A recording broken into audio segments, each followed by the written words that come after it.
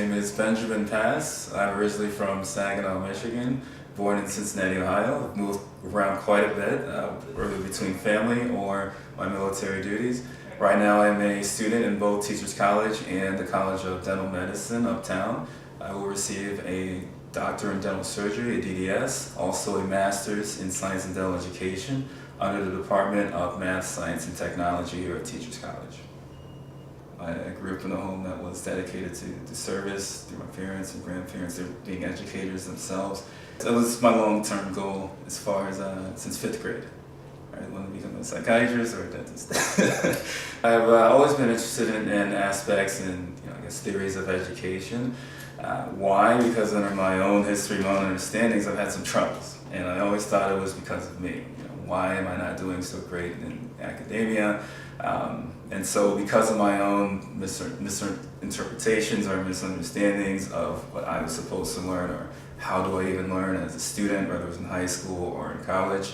Because in college I had a good one-on-one experience. We were able to go to our classroom teachers, and they had extra time called EI, extra instruction. So I was able to have those fluid one-on-one conversations.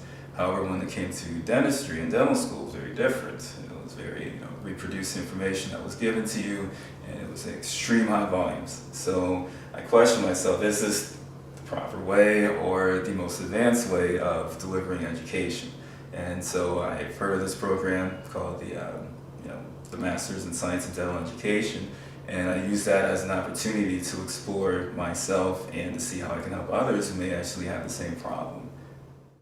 At Teachers College, I took several courses, some being in cognition, adult learning, and what I found was that it wasn't my fault, and that there are different ways to administer education to better help the student gather an understanding.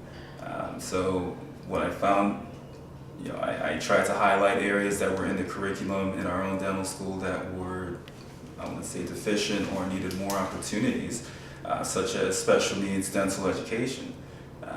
Our experience there was basically spend one day at the Cerebral Palsy Center of New York, and we were supposed to learn how to manage patients of special needs.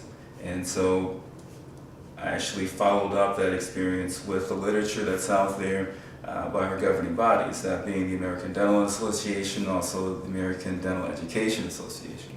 And I asked myself, did I really learn these goals, these outcomes from that experience? And I didn't. I couldn't honestly say I did. So with everything I learned in my classes, my coursework in Teachers College, I tried to find gaps where we can fill in those elements of understanding, and then really manifest that in a completely new design curriculum based on the progressive approach that I learned at Teachers College. I definitely wanted to be an advocate in that special area and develop that curriculum in a very pragmatic format, which hopefully they would adopt.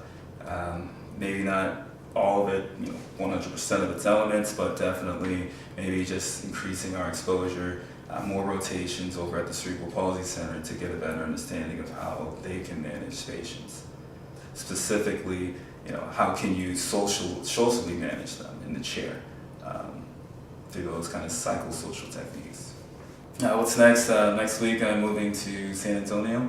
It's a joint program between the Air Force at Lackland Air Force Base, their postgraduate dental school, as well as University of Texas Health Science Center in San Antonio. And so I will be going into prosthodontics, which is the replacement of missing oral structures. And that's also a goal that kind of started here.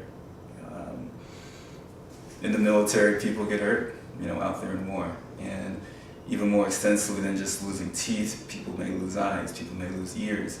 And so that's something I'm hoping to enter afterwards in a fellowship called Maxillofacial Prosthodontics, where you get to help out cancer patients and war victims kind of reach back to some kind of social norm in their life by replacing those areas with prosthetics.